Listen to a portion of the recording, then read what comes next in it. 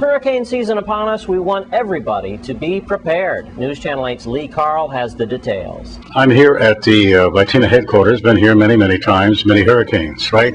Yes. New person now, and it's Mark Walters with us right now, head of VITEMA.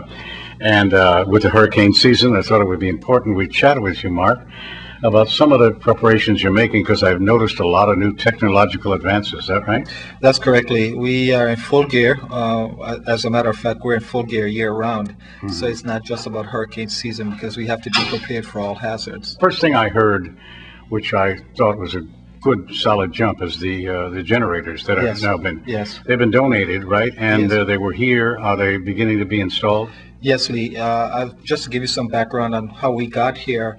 Late last year, I was made aware in one of my meetings with FEMA that FEMA was in the process of accessing some generators that they have as a part of their inventory in case there's disasters throughout the nation.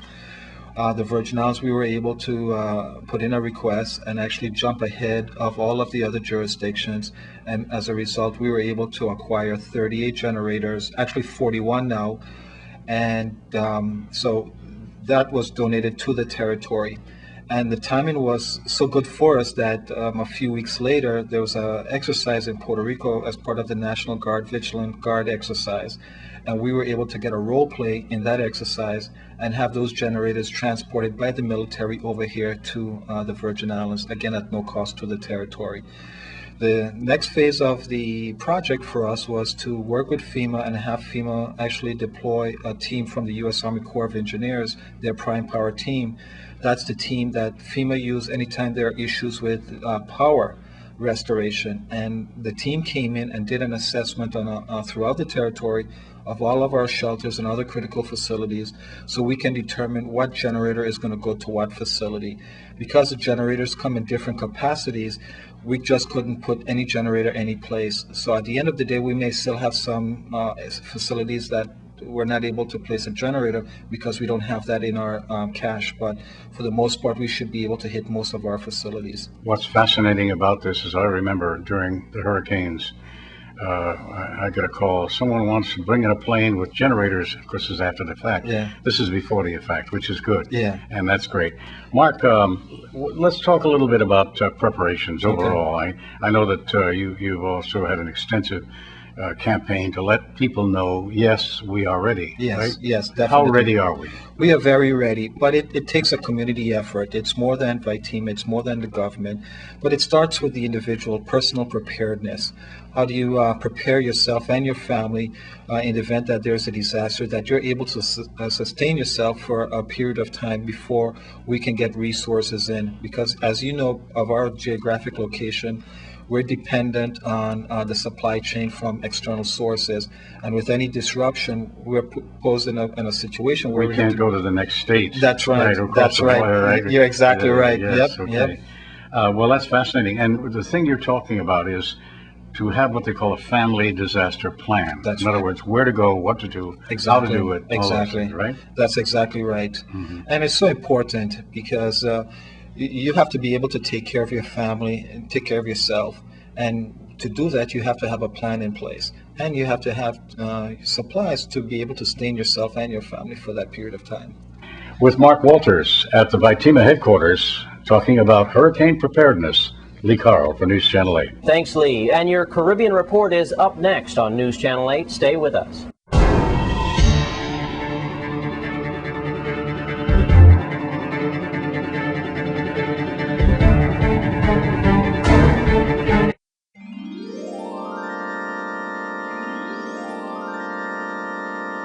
And as always on Tuesday, we bring you your Caribbean Report.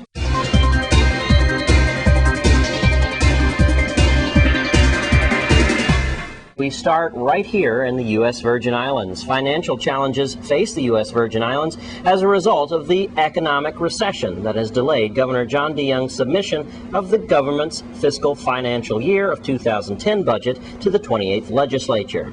The executive spending plan was due May 30th. On St. Lucia, the Ionola Council for Advancement of Rastafari Incorporated, known as ICAR Incorporated, organized the St. Lucia First Concessious Reggae Fun Festival. The event was hosted by the Veggie Multi-Purpose Sports Complex under the theme, Come Live the Experience, You Gotta Be There. And finally, in Houston, Alan Stanford, Texas financier accused of an $8.5 million fraud by the U.S. regulators, used client funds to pay for his jet-set lifestyle. The Antiguan liquidator in the case said on Monday, Stanford used the money to pay for jets, lavish homes, yachts, Hamilton Smith told Reuters.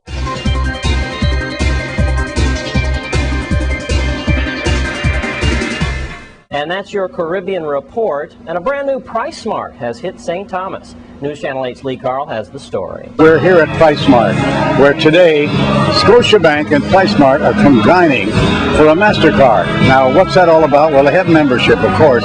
Now you can put the membership on the MasterCard, and, well, it's a win-win situation. I had a chance to speak to head from Miami, Price Mart's Jose Luis Marin, and he filled me in exactly how this all works. Got a good crowd here, too. Well, we have two big celebrations today at Price Mart St. Thomas. Today is our 8th anniversary celebration, and we are launching our dual card with in partnership with Scotiabank. We have been working with Scotiabank for the last year, and finally today we are launching our co-branded credit card to increase the value of our membership so we can give more value to our members.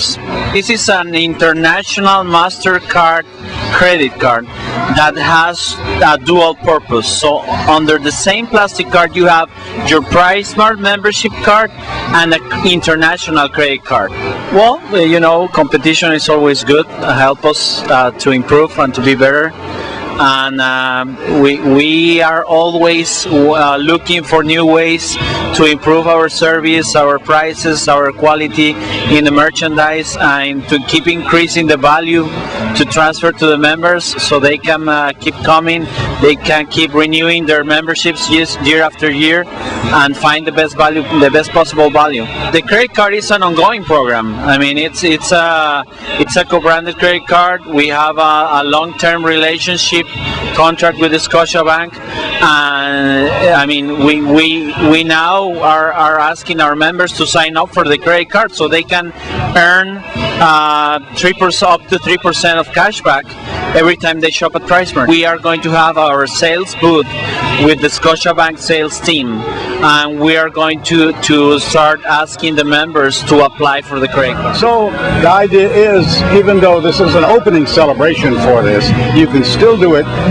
maybe next week or whatever, if you want to do that. If you want to combine your membership with a MasterCard from Scotiabank on behalf of Price Mart, why not do it? In St. Thomas at Price Mart, Lee Carl for News Channel 8.